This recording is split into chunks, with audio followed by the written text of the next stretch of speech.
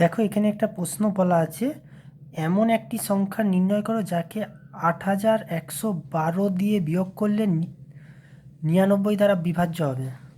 তাহলে এখান থেকে বলে, তাহলে প্রথমে এটা যেটা করতে হবে সেটা হচ্ছে, এখানে বলেছে 99 দ্বারা বিভাজ্য, তার মানে 8112 এইটাকে 99 দিয়ে ভাগ করতে হবে। ভাগ করলে এটা 9 দিয়ে যদি 8 দিয়ে 99কে বিয়োগ করে তাহলে 792 হবে। তাহলে বিয়োগ করলে থাকছে 192। তারপরে 1 দিয়ে এটা যাবে, তাহলে 93 বেরোবে। তা এখানে বলেছে কত বিয়োগ যাবে আর কি, কত বিয়োগ দিলে এটা 99 দ্বারা বিভাজ্য হবে। তাহলে 8192 থেকে 93 সংখ্যাটি বিয়োগ করলে 99 দ্বারা বিভাজ্য হবে। 8112কে 99 দিয়ে ভাগ করো, 99 দিয়ে 93 দিয়ে ভাগ করো, 99 দিয়ে ক্যালকুলেটারে বিভাজ্য করো, দেখবে বিভাজ্য চলে যাবে। তাহলে অ্যান্সার হচ্ছে 93। ভিডিওটি লাইক ও শেয়ার করবে, চ্যানেলটিকে সাবস্ক্রাইব করবে। Thank you.